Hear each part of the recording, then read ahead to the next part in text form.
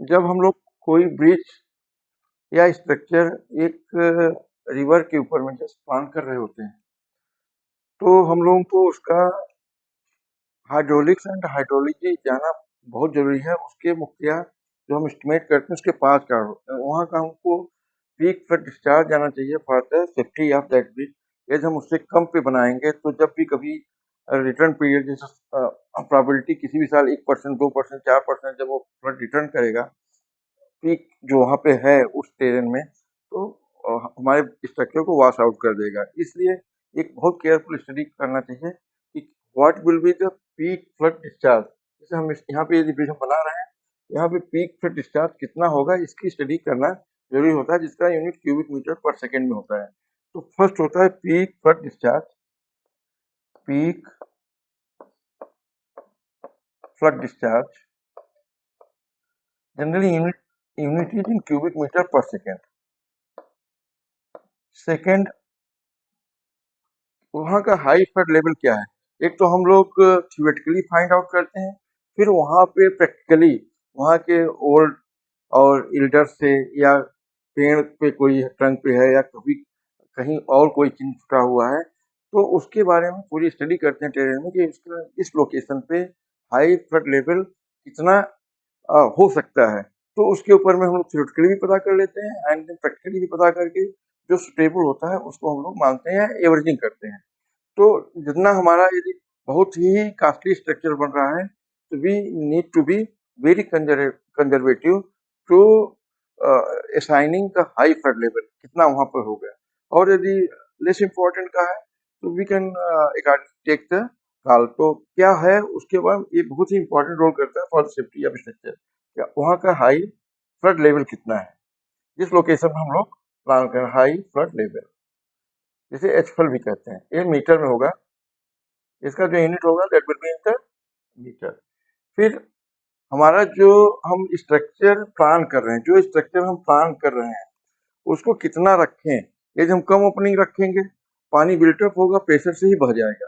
तो उसके और ज्यादा रखेंगे तो इट में बी अनइकोनॉमिकल। तो एक जुडिशियस उसका वाटर भी कितना होना चाहिए उसकी भी हम लोग स्टडी करते हैं। तो उसका ब्रिज की ओपनिंग कितनी होनी चाहिए, कितने स्पैन का होना चाहिए, तो ब्रिज ब्रिज की ओपनिंग का करते हैं। फिर हम लोग डिजाइन ऑफ फाउंडेशन वहाँ के सॉइल इन्वेस्टिगेशन करते हैं, तो हम उसके डिजाइन ऑफ फाउंडेशन में उसको यूज करते हैं।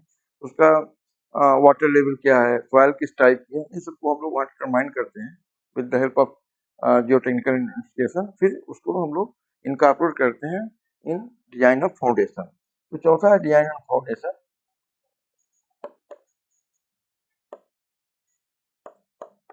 डिजाइन ऑफ फाउंडेशन और फिर इट आल्सो हेल्प अस कि सॉइल किस टाइप की है, वहाँ पे सैंड किस टाइप की है, सिल्ट है, रॉक है। तो वो जो वहाँ पे करंट चल रहा है, वेलोसिटी जब हाई फ्लड आएगा तो कितना वो सस्टेन कर सकेगा और वो स्कवरिंग कितना करेगा, इसके बारे में हम लोग स्टडी करते हैं। तो स्कवर, तो ये 5 चीजें मुख्यतः हम लोग वहाँ का हाइड्रोलॉजी और हाइड्रोलॉजी क्या है, वहाँ पे रेनफॉल कितना है, वाटर साइकिल क्या है, इवापोरेशन क्या है, कैचमेंट क्या है, और उसका फिर फाउंडेशन डिजाइन क्या होगा, ब्रिज साइज कितना रखना है, स्क्वायरिंग का है, ये सब हम लोग हाइड्रोलिक्स में स्टडी करते हैं। तो वी कैन से कि जो हम लोग हाइड्रोलॉजी स्टडी में हम लोग water cycle, run of and catchment, और जो इसकी हाइड्रोलिक स्टडी होती है, हाइड्रोलिक्स स्टडी होती है, उसमें हम ब्रिज ओपनिंग की डिसाइड कर लेते हैं कि हमको कितना यहाँ पे ओपनिंग रखना है, ब्रिज ओपनिंग।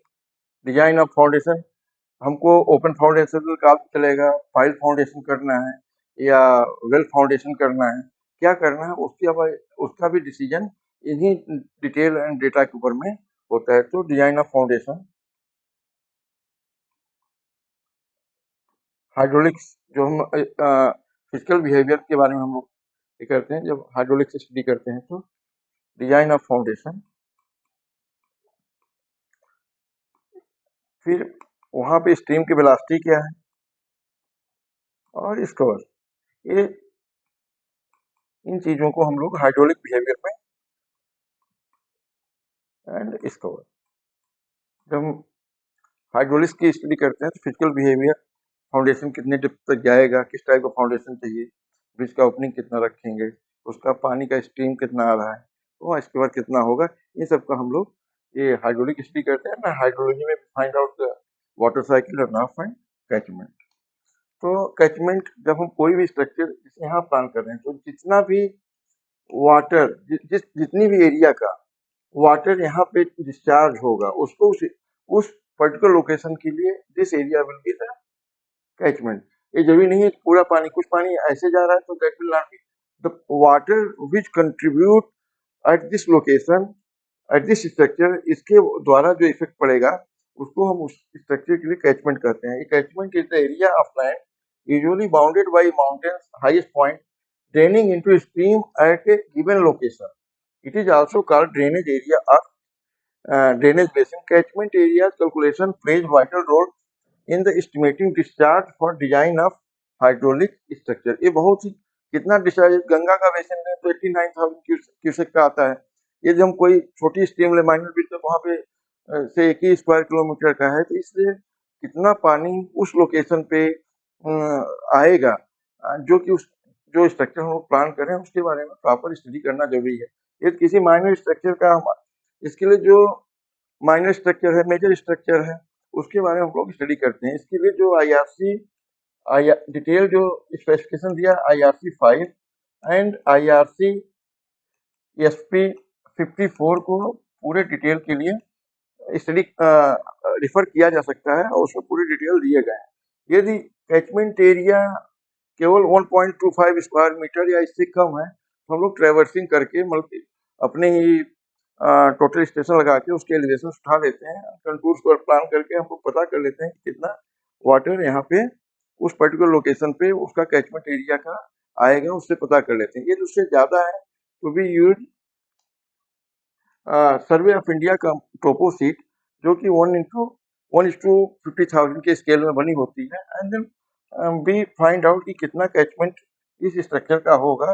उस टोपो सीट के द्वारा हम लोग पता कर लेते हैं कि उस पर्टिकुलर स्ट्रक्चर पे कितने कैचमेंट एरिया होगा, कितना डिस्चार्ज होगा, उन सब के बारे में पता करते हैं।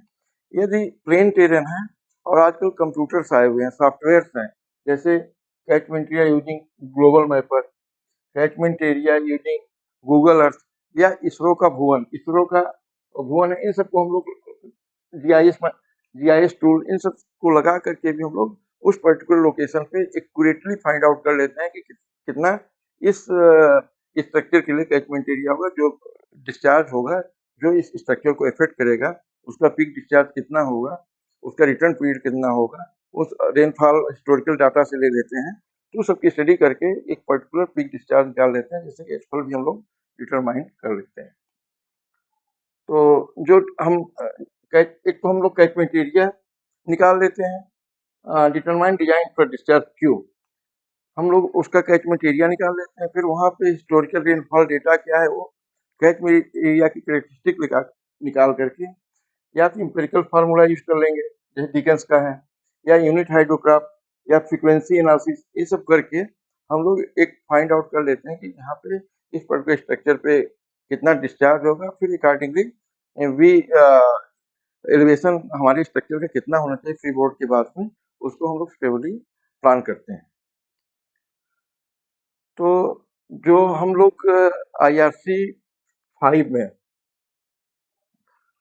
कि कितना क्रॉस सेक्शन करना है उस IRC 5 में दिया गया है। IRC 5 में भी है और IRC जो स्मॉल ब्रिजेज के लिए SP 13 उसमें दिया गया है कि यदि कैचमेंट एरिया के ऊपर में हमको कितने क्रॉस सेक्शंस लेने चाहिए। तो एक तो एट साइड लेना है। यदि कैचमेंट एरिया आपको 3 स्क्वायर किलोमीटर है तो 100 मीटर अप स्ट्रीम और 100 मीटर डाउन स्ट्रीम में हम लोगों को उसका क्रॉस सेक्शनल एरिया लेनी है। और यदि 3 से 15 है तो 300 मीटर और एक साइड पे, और यदि 15 स्क्वायर किलोमीटर है तो से ज़्यादा है कैचमेंट एरिया तो हम लोगों को 500 मीटर पे लेना है cross sectional area for better cross sectional detail, जिससे कि हम लोगों को पता लगता है कि कितना वाटर कैरी कर सकता है ए स्ट्रीम, उसके अकॉर्डिंग हम लोग डिजाइन डिस्चार्ज निकालते हैं। और फिर इसका स्लोप जानने के लिए भी लॉन्गिट्यूडनल भी हम लोगों को वहाँ तक एरिया 2-3 क्लासेस लॉन्गिट्यूडनल सेक्शन में भी ले लेना चाहिए, ताकि हम लोग एक बढ़िया चैनल चैनल की स्टडी करें, जिसमें हम लोगों को इसका स्लोप भी पता हो, कि स्लोप कितना है, और इसके और भी characteristics पता हो, जिससे हम लोग उसका डिस्चार्ज फाइंड आउट कर सकें। तो हाईएस्ट फ्लड लेवल तो हम लोग एक तो catchment area using the empirical formula या यूनिट हाइड्रोग्राफ या एनी अदर मेथड से हम लोग हाई फ्लड लेवल निकाल लेते हैं। इसके अलावा हम लोगों को वहाँ का जो इल्डर या वहाँ के जो ट्रंक्स पे रहें या कोई चट्टान पे जब कभी हाई फ्लड आया रहा होगा तो उसका लेवल मिल जाता है, उन सबको भी लोकल में भी पता करना चाहिए कितना ऊंचा आया हुआ था। तो उन सबकी स्टडी करने के बाद एक जुडिशियस डिसीजन लेना चाहिए कि यहाँ पे हाई फ्लड लेवल कितना होगा। अब एक उत्तराखंड में जैसे ब्रिज था, एंड इट वाज, उसमें high flood level, danger level सभी कुछ नोटिफाइड था, बट एक फ्लड में वो पूरा bridge, in spite of all precaution, ये ब्रिज पूरा तरह से उसका जो अबटमेंट अप्रोचेस थे पूरी तरह से वॉश आउट हो गए, even the bridge has been washed out इतनी स्टडी करने के बाद में। Hence it is very careful, क्योंकि बहुत ही स्ट्रक्चर कॉस्टली होते हैं, तो बहुत ही केयरफुल हो करके हम लोगों को एक एचफल डिसाइड करना चाहिए। इसका IRC-SP 13/2022 में अच्छे से डिटेल दिया गया for small bridges, for larger bridges और भी जो बड़े ब्रिज हों उसकी और भी स्टडी करना होगा। So with this, we completed a introductory part of why do we study hydrology and hydraulics. इसके बाद में हम लोग एक एरिया वेलोसिटी मेथड से how to find out the discharge, इसके बारे में एक क्वेश्चन सॉल्व करेंगे in next lecture. Thank you.